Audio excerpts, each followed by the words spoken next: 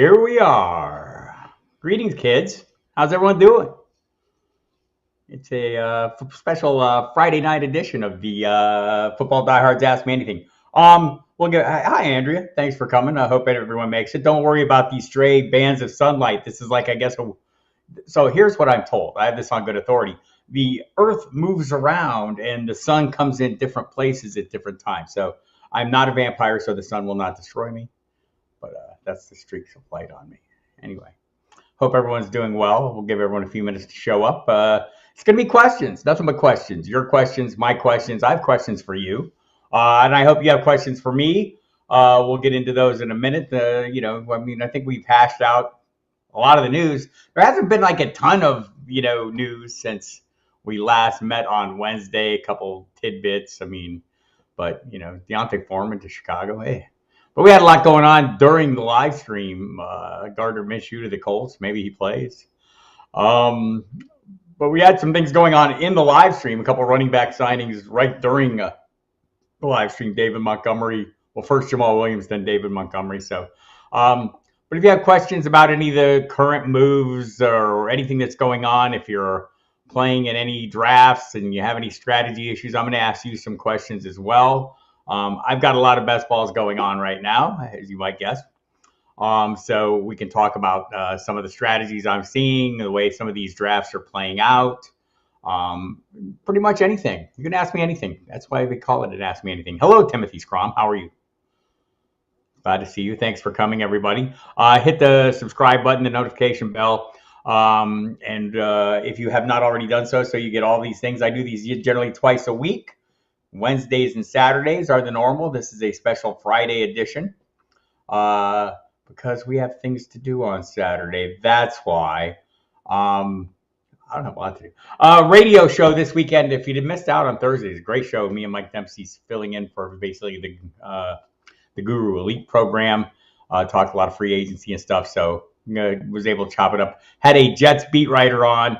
Hi, John Bonneville. Thanks for coming. Talked to Dan Leverfield, talked a little bit about the situation with Aaron Rodgers, and I think, it seems to be pretty much a foregone conclusion. It's going to happen. It's just a matter of when. I'm wondering how everyone's starting to feel about the Jets in general. A very good defense, some really good young talent, including Garrett Wilson, Breece Hall. We all know that. And Alan Lazard shows up. It sounds like he would have gone with or without Aaron Rodgers, but he's pretty happy Aaron Rodgers is there. So. Or going there. But it's a matter of timing now, I think, on this. There's no reason for the Jets to rush. Aaron Rodgers, those guys, you would think everyone would want to get this done. And maybe I think that because I want to get this done. So John Bonneville brings up a point here, and I'll get to Zeke as well, Timothy, about Dalvin Cook. And I think that's pretty interesting, too. They owed him $2 million roster bonus, and I think everyone kind of thought that they'd be moving on, that they were taking their time, maybe going to try and trade him. A lot of people thinking, of all these great destinations for him. And here he sits, $14 million cap hit. They just signed Alexander Mattison to a much friendlier deal. I think what's he getting, about $4 million a year or something? And all of a sudden, who's the lead back? Who's not the lead back? We've seen Dalvin Cook's kind of value diminish a little bit from our perspective. Still capable of making big plays and still a good player, but he's had trouble staying on the field. He's coming off shoulder surgery.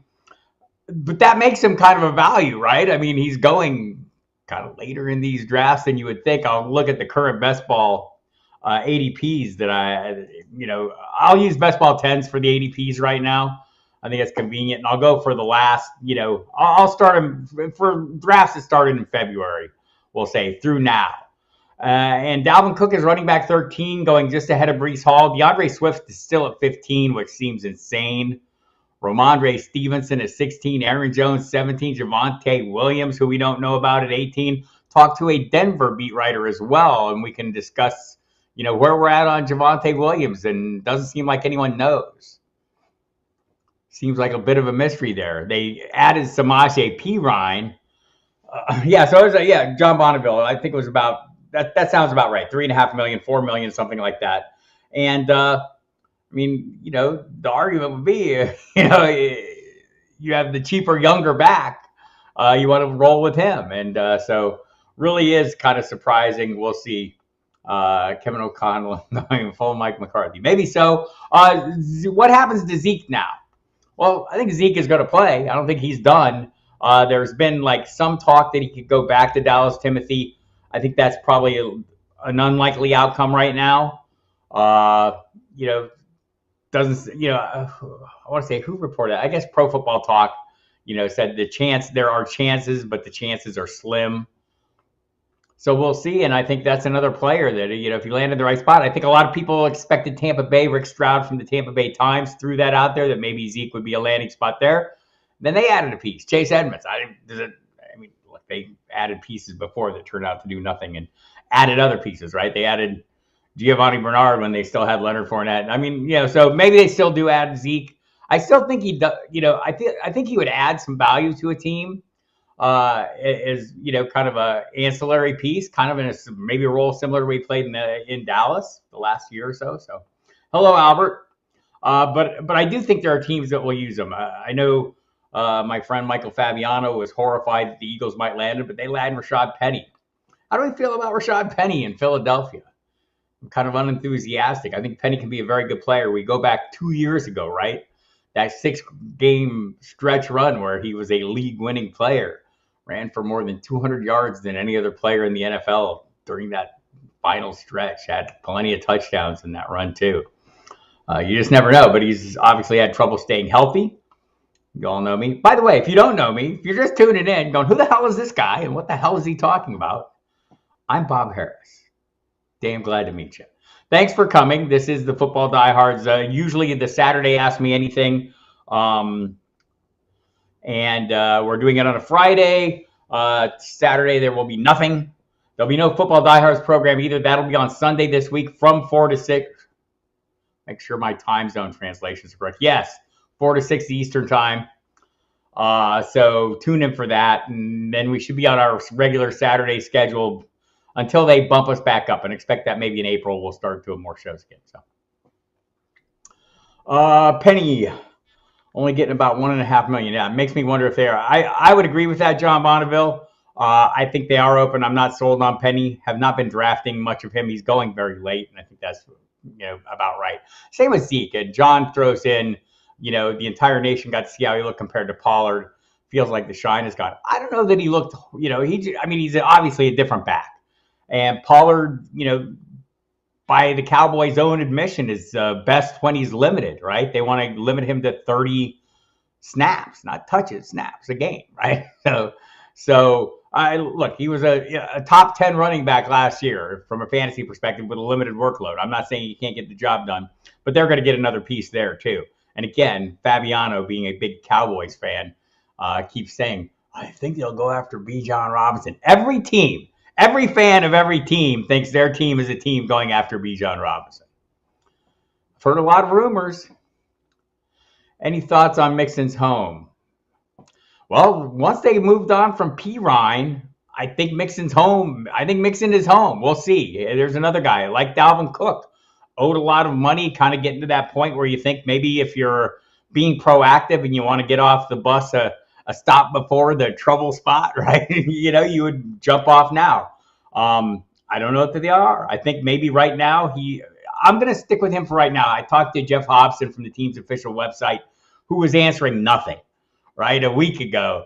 Man, it was rough. Jeff is very good. He's a good reporter. Used to be a newspaper guy, now works for the team's website. So, in the days leading up to free agency, expecting him to give away any company secrets was probably a stretch. But he kind of leaned to the thought that they keep Mixon, and John Bonneville has the obvious line there about Mixon's home. There was a little trouble outside the house. Mixon avoided the trouble. There will be no charges or anything. He's had a couple issues in the last month or so where apparently somebody was threatened and maybe a gun was involved, and then there were some kids playing outside his house. Apparently it's a game they play that they do a paramilitary looking thing, so it looks like they're running around with weapons, and probably not a great idea to run around anybody's house with what looks like weapons, because you don't know who's in that house, and they might shoot back. So I think he's going to be there, JR, at the moment. We'll see if look, things, I think for right now, as free agency plays out, I don't see any backs moving in. And it's the one that was asked about, and I'll get to that one, that question about Deontay Foreman, Albert, here in just a second. But I think that's, I'm looking at the level of backs that are left, and let's just see, what we have here right now on the players available still. In the running back selection, the aforementioned Ezekiel Elliott, Leonard Fournette still out there, Devin Singletary, Kareem Hunt, Damian Harris.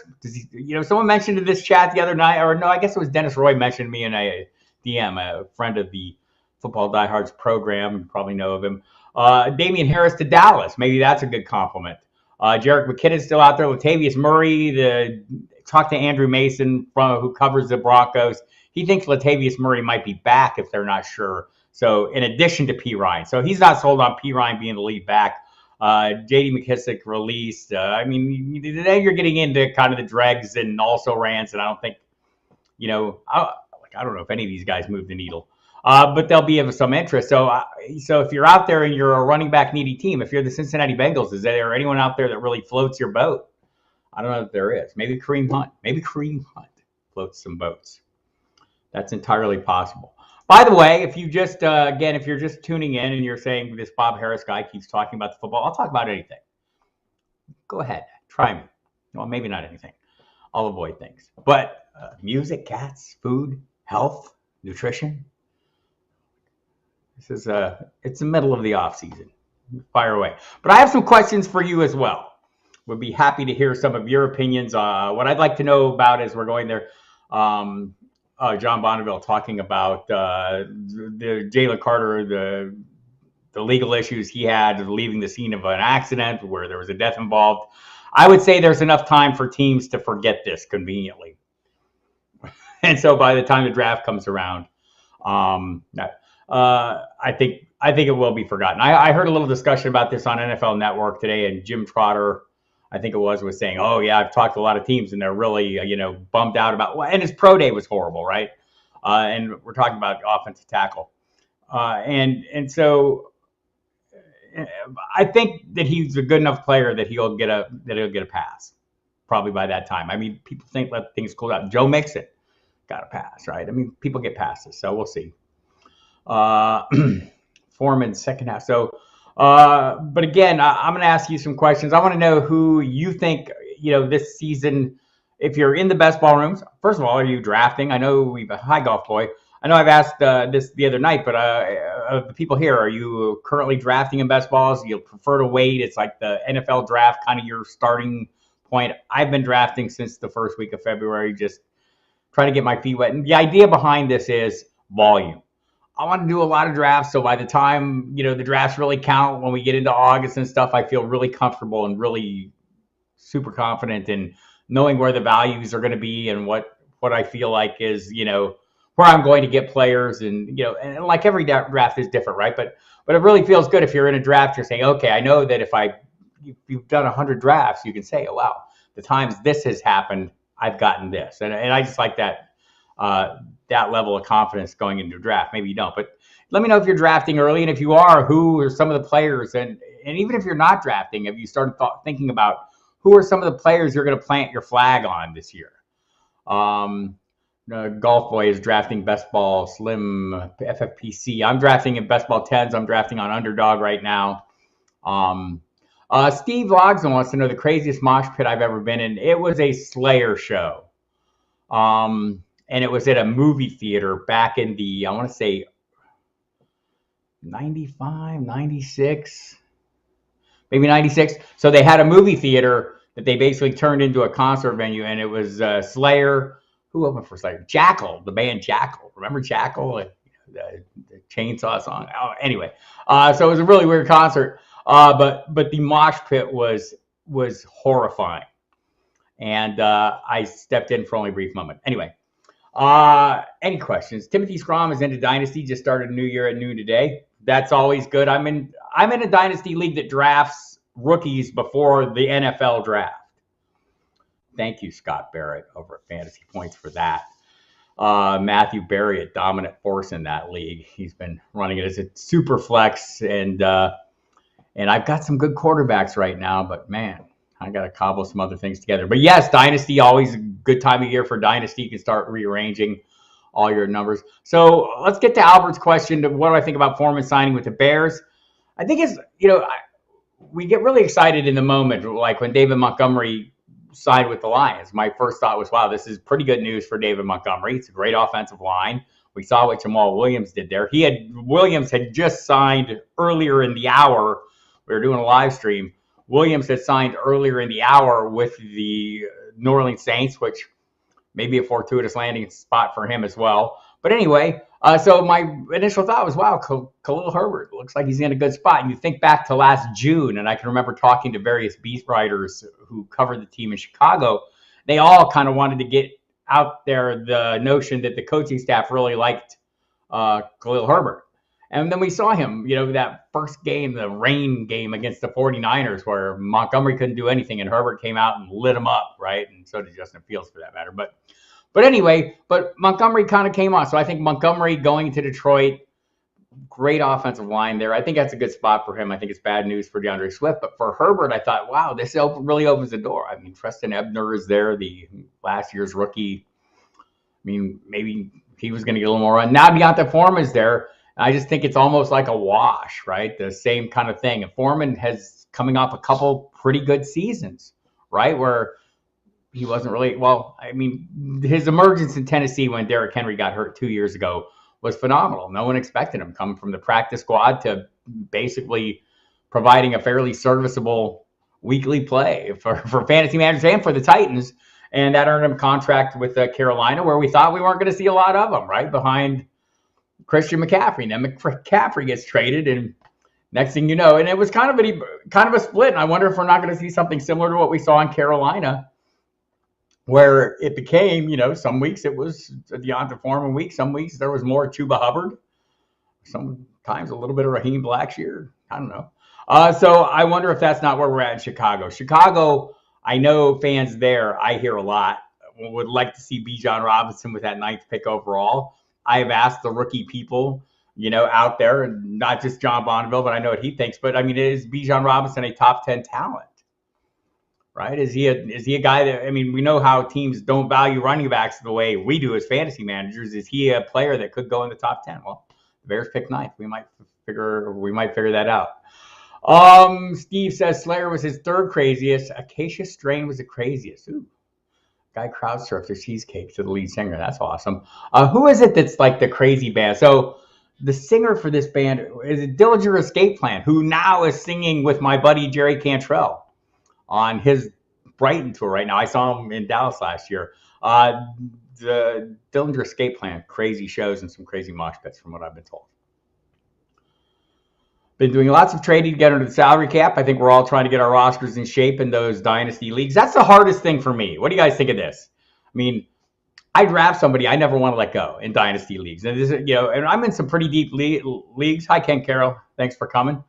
I'm in some pretty deep leagues. I know the Football Diehards Dynasty League is one that's pretty deep. I'm in one called the All-23. The Football Diehards Dynasty League is big. It's 216 teams. It's 32 teams, 50-man rosters, full IDP. The waiver wire is like a barren, rocky place where there is nothing available. So that's a tough one. And so, but you don't want to let go of anybody, right? And I have that problem in Dynasty. The fear of the minute I let somebody go, they're going to turn into the thing I drafted them to be. There's still some of these leagues where and it's not so much with running backs, but also with running backs. There's still leagues where I'm waiting for Joshua Kelly to pan out. And that's to me is the hardest thing. Letting go of players who I've invested in because I feel like I invested in these guys for a reason. One of the things that, I've been playing fantasy football since 1986, right? So one of the things I've learned over time is, we tend to be a year or two early on players, right? Like this year, you'll find me drafting a fair amount of Juwan Johnson, right? Because I was drafting Juwan Johnson 2 years ago. The Saints tight end just re-signed last year. So 2 years ago, I was drafting him thinking, there's a player on the rise. Last year, that he did nothing that year. And then last year, he comes out, turns into a little bit of a touchdown machine, kind of a Chig Okonkwo kind of big play threat, certainly a red zone threat. So now so now I'm going, wow, I wish I had him. If you let go of him in a dynasty league, this is the problem, right? These guys rise up, and as fantasy managers, we're in on these guys. I know you guys, everyone in this room plays a ton, and you're out there and you feel like you're right about players, and you don't want to let go because you know you're going to eventually be right. So they'll see. Number 9 is Paris Johnson, 100%, says John Bonneville. We'll see. We'll see what the Bears do. Some other comments here. By the way, I do want to hear from you though. Who are the players you're planting your flags on this year? As you sit here and you start preparing for drafts, even if you're not preparing, you start thinking about it, right? Who are the players like you're gonna like be all in on? Who are the guys that you're sold on? Right, like players that you feel like can't miss. Like I think I have a list of. I have like a brief list of mine. Who did I scratched down some notes. I mean, I can tell you from early best balls who some of mine are. Trevor Lawrence, I'm getting a hell of a lot of, like around 7, around 8. I think that's going to be a great offense. I don't think Calvin Ridley slows that roll at all. And so I think it's going to be a great offense. It was a great offense last year.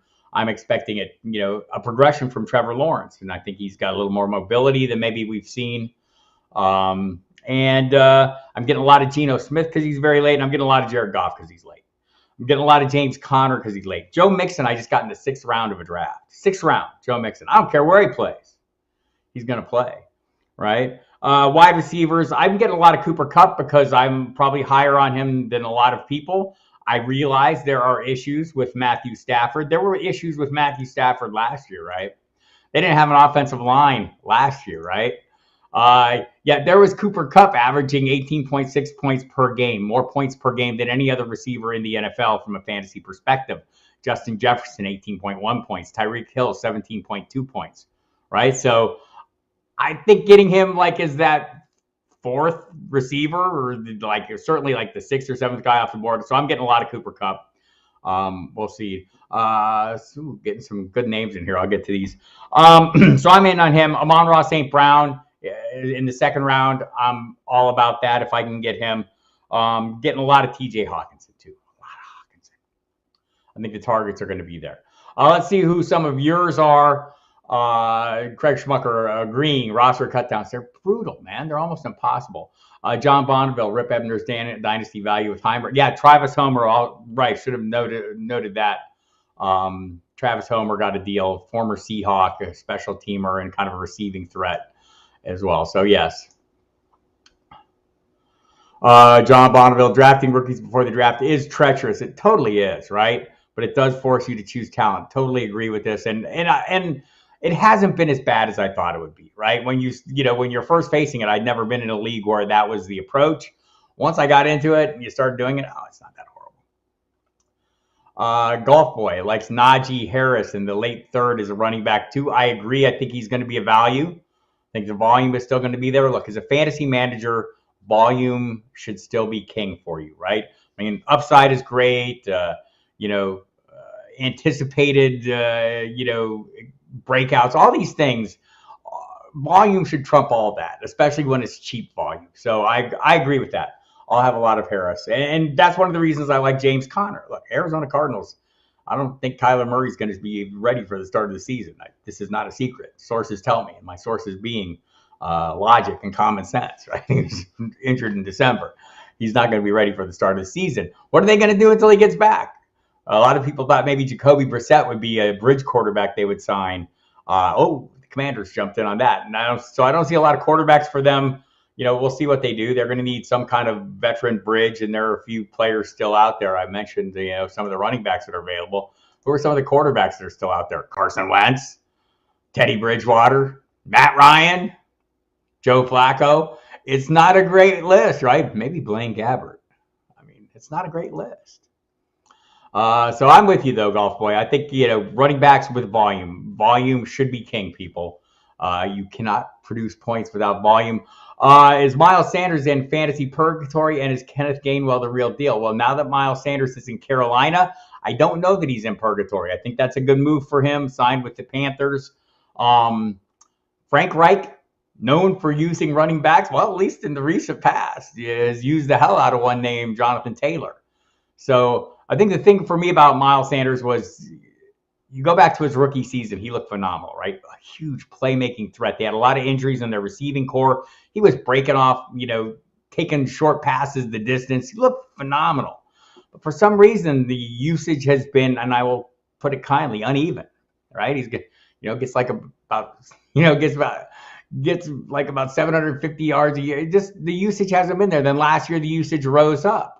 And there he was with 1,200 yards and 11 touchdowns. And I'd like to see more of this and give him a chance to play. Chuba Hubbard's still there, so maybe he still has a role. But it seems if you look at kind of the history that we saw in Indianapolis with Frank Reich, calling the plays, he leaned heavily on one back. Maybe that's why they acquired Miles Sanders. And remember, they're going to be playing probably a rookie quarterback. I know they signed Andy Dalton, but the Red Rifle or Redheaded Stepchild, depending on the day, does not excite me. So I think they want to play. If they have a rookie, I think they want to play that rookie, right? So, and it's going to be a very good rookie. It's the first pick overall. They get the guy they want. So yes, I think leaning on a running back heavily. Yes, and if you have a rookie, if you can catch the football as a running back, I think that's a great, a little added swag there. So I think he is not in purgatory. I think he's out of purgatory. I don't know if Kenneth Gainwell is the real deal, though. We talked about it a few minutes ago. Rashad Penny is there on a really cheap contract. I agree with John Bonneville's view that maybe they're going to add another piece there at some point, right? And in the draft, and I would not be surprised at all if that's the case. I know I said earlier Jalen Carter was an offensive tackle. He's a defensive tackle. Duh. I knew that. I sometimes say dumb things. I apologize for that. Anyway, let's get back to some of your takes here. Andrea likes Miles Sanders and David Montgomery. I think both those guys right now are great values, and their ADP had been right at 30 and 31 prior to these moves. I think that's going to go up a little bit, right? So get them while they're still cheap. I think that's a wise move because I do think both of their values will be going up. Craig Schmucker, Rashid Shaheed late, especially in best ball. I agree with that. I think he's a great free square play, and we are all about free square plays. If you have not heard me talk about that, that's players who are getting in the late rounds where it doesn't matter if they come up short. You're not paying for them, right? And when they do go off, you get these huge advantages. And I think, we've seen it's a narrow band. The sample size is not great, but pretty damn productive with a narrow band of targets, right? So I agree with you. I think that's a solid play. And Derek Carr, not afraid to put the ball up there. James Cook will be a thing at his value. We'll see. Does Buffalo get another running back? I think a lot of us, we were talking a little earlier, the notion that maybe Dalvin Cook was going to get moved. I saw a lot of speculation on Twitter that the Buffalo Bills, Brandon Beane, the GM, came out today and said, yeah, we're going to be adding another bigger back. So I think that's the thing for Cook, right? I don't think Buffalo's going to pay a lot for a back. I talked to Sal Capaccio, who covers the team on a daily basis there just last week.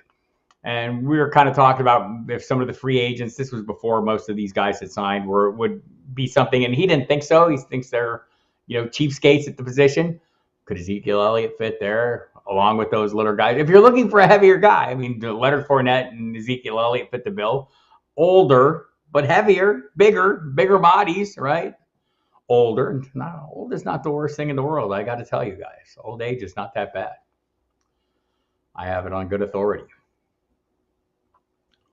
Ken Carroll, I tend to agree with this as well. The Detroit offensive line is a road grading unit, right? When they're healthy, that's a great line. I have mentioned that, and I should have mentioned it again. You are correct, sir. James Cook will be a thing of his value, though. I still agree with that, even if they add that bigger back. And maybe Devin Singletary winds up going back, right? I mean, not a bigger back, but a bigger than Cook back. So that's entirely possible. Jimmy Williams likes Kenneth Walker. I would agree with that as well. He's pretty expensive, but I do like, not overly expensive. I want to look at the best ball that I have up on the screen. And we just have this as kind of a random one up here. For no particular reason other than we like to talk about drafts when there's nothing else to talk about. And you can kind of see it's pretty reasonable reasonable price there for Walker going. I'm generally seeing him in the second round. He might slip into the third. He's at the end of the second round in this particular draft, sitting behind me, as you can see. So first round picker there got, who was it? Jefferson first, then Walker, and then Garrett Wilson. Pretty good start to a draft. And that's not me, damn it. So anyway, I agree. Kenneth Walker is a good guy, especially if you're getting him that cheap.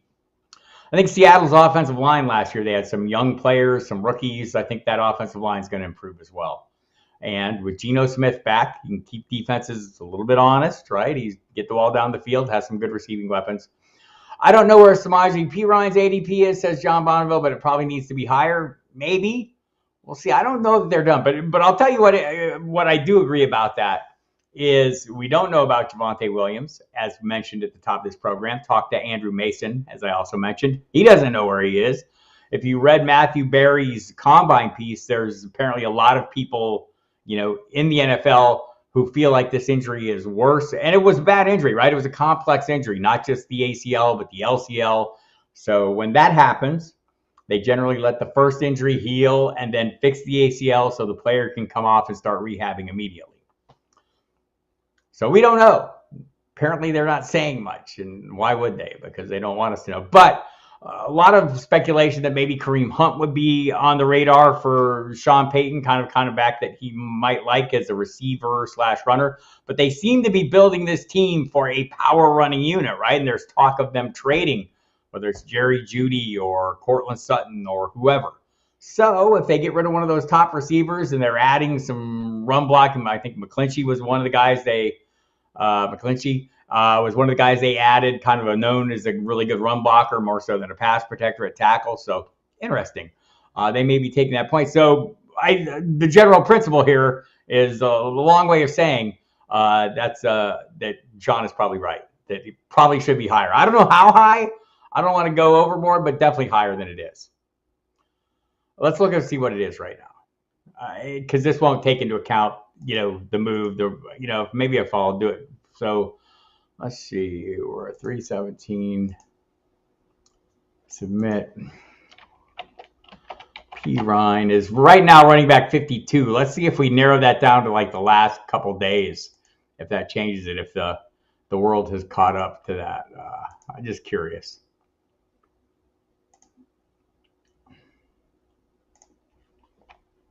Not enough data to do it from those dates. So fair enough.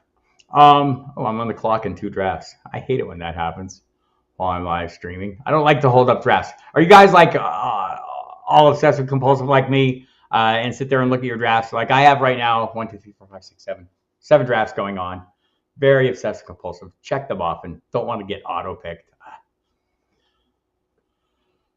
So running back 52, over the last month. So yes, it should be higher for sure there, and we'll see how high it goes. Timothy Scrum, what do you think of Brock Purdy? Where his wins due to scheme or talent? Will he start the 23 season for San Francisco? I think he would be the preferred choice because I think Kyle Shanahan look, every coach likes this, right? That when the quarterback executes the offense as you plan and you want it executed. And clearly, Brock Purdy did that last year, and Kyle Shanahan would like him probably to be the starter. I think if he had not hurt his elbow and the surgery was delayed, so 3 months he'll start throwing, then he'll ramp it up. 6 months he can be back on the practice field. That leaves the door pretty wide open for Trey Lance. I don't know that Trey Lance, we'll see what Trey Lance is. We'll see if he can take advantage of that opportunity. If he can, then yeah, I think it's like 50-50 right now. Again, a healthy Brock Purdy, if we came out of that season and Brock Purdy was healthy, I think there would be no question about it. He's the starter going into the season, and that's that. And they just added Sam Darnold. I don't think he's the plan, but you never know. Those quarterbacks tend to show up out of the clear blue. So, yeah, I like Purdy an awful lot. I think Kyle Shanahan likes Purdy an awful lot. I know the coaching staff there thinks highly of Purdy. So his health is going to be the issue. And the fact that he can't get on the practice field for 6 months is going to be an issue, right? So that's my concern. And basically at that point, it's on Trey Lance. Here's your opportunity, Trey Lance. We don't know what he would have been last year because he got hurt so early, but it didn't start out great. And for Purdy, it did. Of course, Purdy had things that Trey Lance didn't, like Christian McCaffrey at some point. All right, unless the Vikings get another wide receiver too, John Bonneville will be all in on KJ Osborne as well. I would agree with that. I think the targets will be high. He, Hockenson, and Justin Jefferson would all be in a really good spot in this Kevin O'Connell offense. Totally agree. And by the way, what about Hawkinson's targets? There was a point last year where there was a 3-game stretch near the end of the season. I want to say weeks 15, 16, 17, that Jefferson and Hockenson were tied for the most targets in the NFL. It was like 37 targets or something over a 3-game stretch. Ooh, that's a lot of targets. It's over 10 targets a game for each. So I agree with that. Golf Boy, I'd like to get Drake London as the wide receiver 25-30. Not sure he drops there. I believe he is not going that late, but it's kind of late. Let me look at the current ADP. Again, if you missed it, I'm using the Best Ball 10's ADP. Let me bring it up again because I moved too far from it. And I'm going to use drafts over the last month just so we don't include a bunch of stuff from January. So I'll go from February 15th to today. And we'll go wide receivers. And we'll see where he is.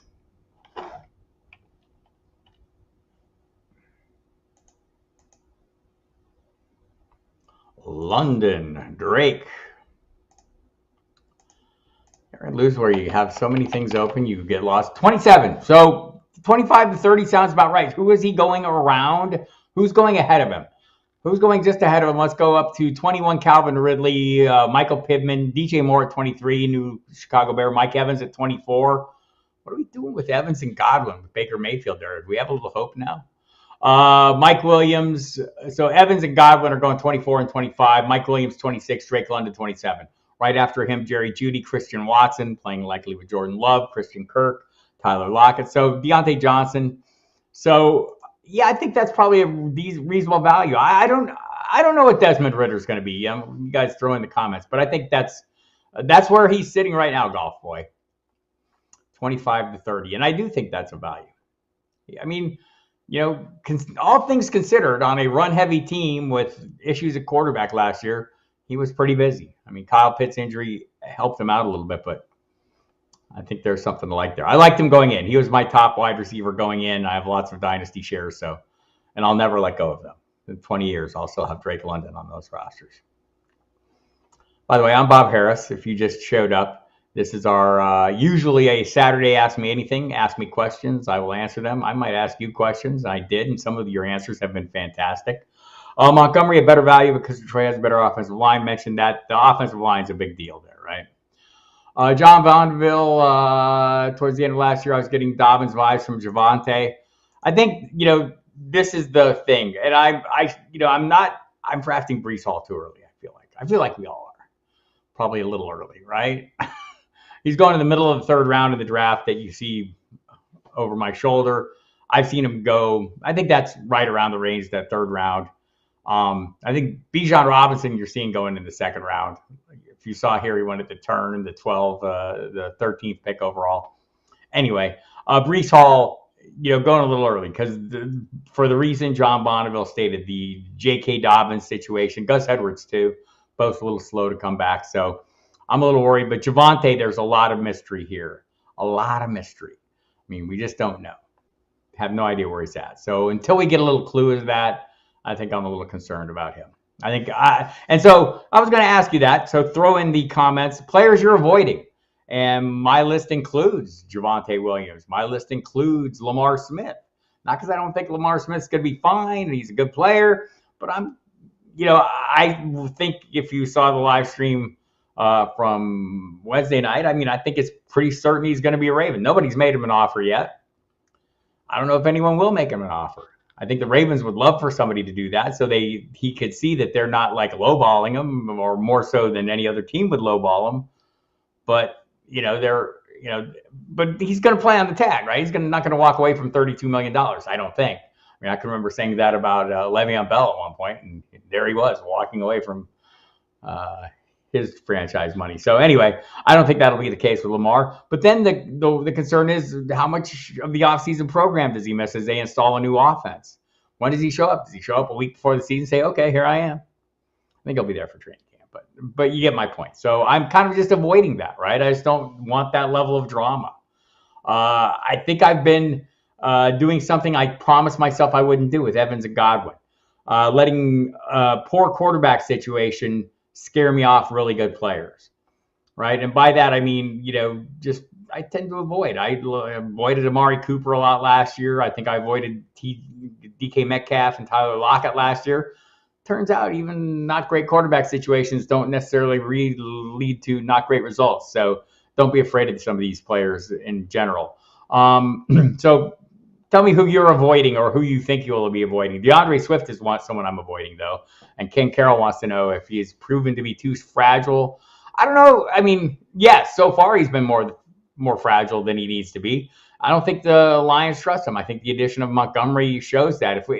If Montgomery gets a similar workload to Jamal Williams, and I mean, I kind of suspect he will, that's 260 carries. I mean, it's not like a full workload, but it's pretty good value for pretty good workload for him, and I think he would be a good value. And I agree with your notions there. Hawkinson, top 3 tight end with a shot at tight end 1. With that, we agree, Jimmy Williams. Again, volume is king. I think he got a lot of that.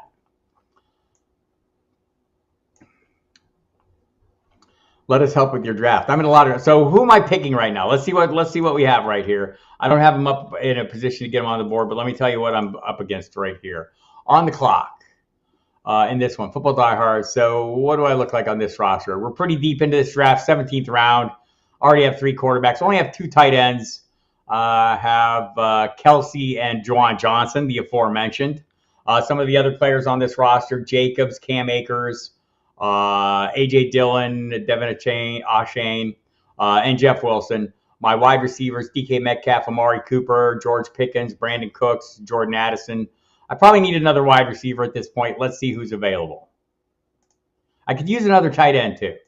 Looking at tight ends, I'm in the Noah Fant, Michael Mayer, Isaiah Likely range, Hunter Henry. I wonder if the newly appointed Mike Gesicki, no, he's gone. Jelani Woods, Tyler Conklin.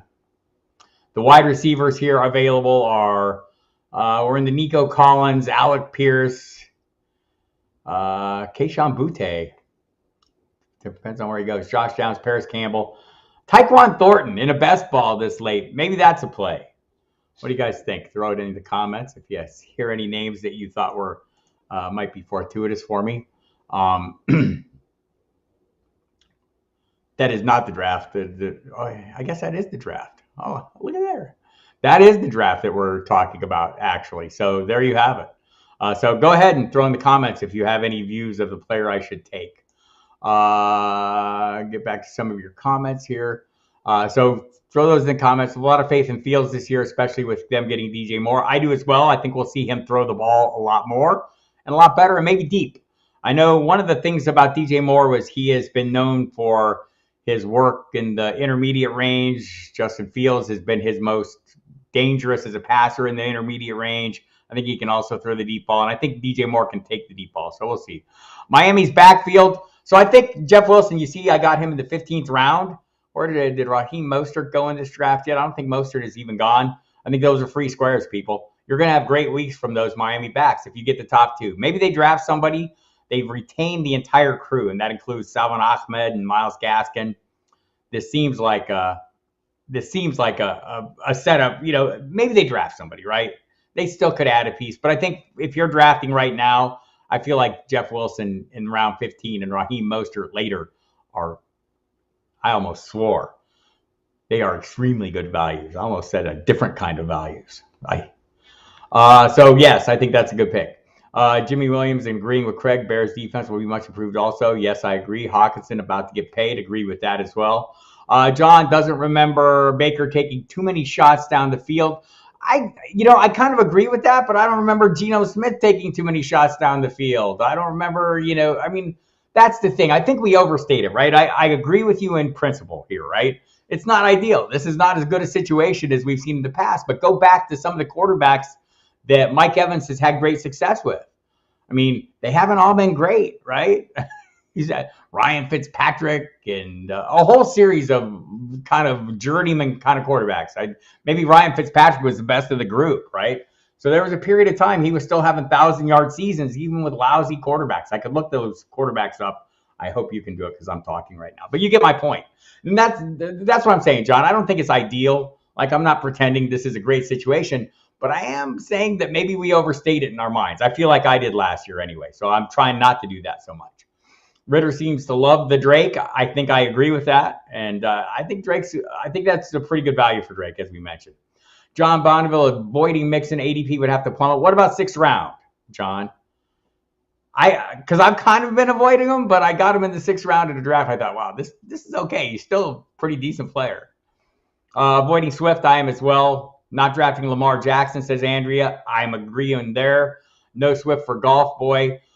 Very scared of the Commanders wide receivers. I have not been getting a lot of them, right? Like, I feel like Jahan Dotson's a great player. So is Terry McLaurin, right? I mean, I like all those guys. I'm just not getting them. Where did Terry McLaurin in the draft that we're looking at behind me right now went in the 4th round? I think that's pretty good value for him, yet still I don't find myself like really excited about it. I just don't. I'm not gonna lie, not my cup of tea. I went with Cooper ahead of him. I think DeAndre Hopkins. We'll see. I mean, some uncertainty there.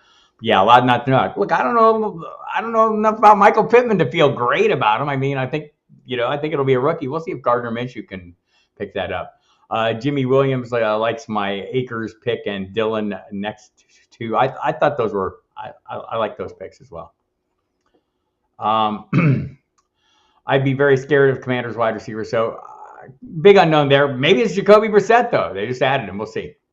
Sounds like you're in the lottery ticket area there. Yeah, I think so. Paris Campbell, Joe Herbert says maybe Claypool can be a decent deep threat. Maybe he can, right? I keep telling myself that, Craig. I keep saying this is the time. This is where Chase Claypool turns into a thing. I don't know that he does. We've been waiting around for him to turn into a thing for a little while. I mean, the big touchdown season was great. Can he get back into that? I know they added Robert Tonyan there. Is that a great news for Cole Kmet, who seemed like I thought Cole Kmet was kind of at this point a pretty good value. He was going as like tight end 13 in early best balls. He's going to get some volume, right? I mean, that's, again, chasing the volume. And then, boom, they add Tonyan. Does that dilute the value? Is it a concern for any of us? I don't know.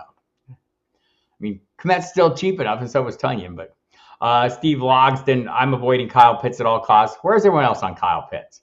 I kind of am too. I'm not like because I'm drafting either earlier or later. If I'm not getting T.J. Hawkinson or Travis Kelce in the 1st round, as you see in this draft, and so that's one of the things, drafting Kelce. If you have that early pick, how does the rest of the draft play out? I thought this one played out okay, right? Kelce, Jacobs, Metcalf, and Cooper, Akers, a pretty decent price. I mentioned earlier I'm all in on Trevor Lawrence. Felt like I maybe drafted a little early here, but that's okay. George Pickens has some upside. So I thought this draft turned out reasonably well. Brandon Cooks, a little bit of reach for a player that I kind of like. Don't know where he'll be playing. Don't think it's going to be in Houston, which is maybe great, right? I think Jared Goff is kind of getting disrespected in some of these drafts. I mean, I've seen Trey Lance go ahead of him. I think Geno's going off a little late. Like, I'm not saying he's going to duplicate last year. Doesn't have to give value at that point. John Bonneville, Mixon would have to fall to like running back 20 to 24 for me. 4 of his 6 rushing TDs were in one game. Yes. I think wasn't it 5 in that one game? Maybe not. Maybe it was 4. It was against Carolina. Tonyan Kmet is a quandary for sure. And we got to see, look, I think Justin Fields. Remember this time last year what the conversation was having? Why do they hate Justin Fields? They're not doing anything more. Now they're getting too many pieces. Why are they giving us too many pieces? We're very picky people, us fantasy people. Damn us. A couple other questions for you. Which rookies interest you the most? I know John and Joe will be all over this. As you're sitting here right now, I drafted some rookies in this draft. I'm trying to be way more open to it, drafting more, definitely drafting more rookies than I have in past seasons, especially this time of year, right? Like, I mean, I'm in that one dynasty league where, drafting before the draft is part of the thing. I think a lot of times in best balls and stuff, when I drafted before the draft, I've just said, hell, I'll wait. I'll get shares after I know where they are. Put a helmet on them. I know what I'm getting. I'm not doing that this year. I'm going all in, right? And as I mentioned, Bijan Robinson, you see him going in the second round in this draft. Right there, you see him going at pick 13. I think if you're sitting there and you want him, he's not making it back to you, right? So it's justifiable in this case if you like him. But what rookies are you comfortable investing in at this point in drafts prior to the draft? Who do you like? And beyond that, when do you start drafting? Kind of throw that in there in the chat to me as well. We're kind of wrapping up this hour. It's a great time. Appreciate all the questions. Nice mix of on and off the field. Love mosh pit questions. Like cat questions too. All right. Now I'm just pandering. Craig Schmucker, I was in a premium tight end premium startup a few weeks ago and faded the position. I decided to grab Gesicki and Hunter Henry late. Now you got them both. We have seen the Patriots make good use of two tight ends, and Bill O'Brien. Well, one of the things about Gesicki, I mean, remember Bill O'Brien recruited him to Penn State, right, and then left for the Texans right there. But I mean, he's familiar with him. I wonder if that connection had something to do with it. Perry, I've heard this as well. I want to say, who was I talking to about him? A.T. Perry. It's from Wake Forest, right? I was talking to someone about him. Anyway, golf boy started drafting before the Super Bowl. I knew many of you would be degenerates. I know Andrea's been out there. Look, I mean, again, there's a reason to do this, right? And the reason for me is when I get into August, I feel really comfortable with where values are, where I can kind of draft on the fly and don't feel like I need to refer to ADPs or anything like that. I mean, not that you're sitting there doing that a ton during drafts, but when you're it's like anything. When you are steeped in a subject, you feel better about it, right? You feel super confident. And I think steeping yourself in drafts is a great way to do drafts. Also, you can win a little money. Wake Forest, 6'4" and fast. What's your QB1 in this rookie class for fantasy football? John Bonneville and Joe Herbert, I'd like to hear your views of that one. I feel like I think the guys that appeal to me the most, I mean, I think Will Levis looks the part, right? And maybe that I'm putting too much on that. CJ Stroud. For me, it's Stroud. I know, by the way, if you want to get more rookie content, go to the footballdiehards.com website. If you're not a subscriber, subscribe. Use the promo code DIEHARDS to get 15% off. I should promote our products because part of those products are John Lov's latest rookie views. He has CJ Stroud as quarterback 1. He has Bryce Young as 2. Anthony Richardson is 3. Hendon Hooker is a name that I keep hearing at 4, and Will Levis at 5. To me, Levis just looks like the prototypical, 6'3", 230-pounder. Looks the part, and maybe I'm putting too much into that. Bonneville loves Stroud. Stroud seems to be the guy for me, and I think if you've listened to the talk out of Carolina, I know Josh McCown, the quarterback coach there, has raved about him. Look, it's a good coaching staff. It's kind of like the situation Trevor Lawrence finds himself in, where he is surrounded by great, experienced offensive minds in Jacksonville, including a number of former quarterbacks. And you may see the same situation for C.J. Stroud if he lands in Carolina with the Panthers under Frank Reich with Josh McCown and other coaches that are really good. I'm hearing the buzz about Hooker as well. I see that. Zay Flowers is a guy I'm seeing drafted an awful lot in these best balls. Sam Laporta, I haven't seen him as much, and Kendre Miller is one that John Laub likes as well in his running back crew. I want to take a quick look. Where does he have him in his running backs? I know that was in his top. He had Miller, I believe, at number 5 in his running backs. So, and by the way, if you want to know Laub's running backs, Bijan Robinson, shocking. Zach Charbonnet, 2. Jahmyr Gibbs, 3. I like Gibbs a little more. It's that sub 4.40. Speed kills. He likes Israel Abanikanda. I can almost say that. Kendre Miller, Sean Tucker. Had seen a lot of people thinking, Sean Tucker going to Minnesota. Now that Dalvin Cook's there, I don't know. I know everyone loves the rookie talk right now. We're going to get into that more going forward. Going to get more into the rookies going forward. Dalton Kincaid, no relation to Reuben Kincaid, the great manager of the Partridge Family, I'm told. I guess Michael Mayer kind of did not have as impressive going into this, he was 100% the guy. Now I hear everyone talking about every other guy, including Dalton Kincaid, mostly Dalton Kincaid, but some others, Darnell Washington, etc. Tyjae Spears generating a lot of buzz. Maybe if one of the smaller backs, right? How big is he? How small is he? I'll have to look. I don't know all these things by heart yet about the rookies. Spears, 5'11", 195, sub 200 pounder. John Lobb's going to frown on that.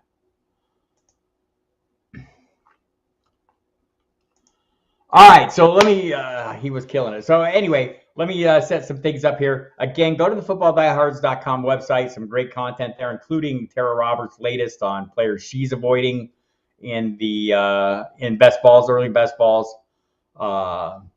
Mayer's appeal was because he's complete. I think that makes sense. Some really athletic guys there that are drawing a lot of attention, though. And by the way, I am wearing green. Happy St. Patrick's Day, everybody. You just can't see the green, and I'm not showing you. Footballdiehards.com.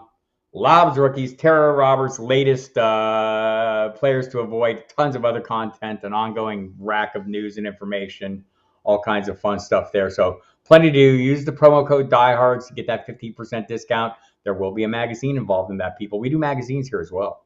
You'll be surprised to learn we'll be talking about that coming up soon. The Pro Forecast, our 34th season of publication.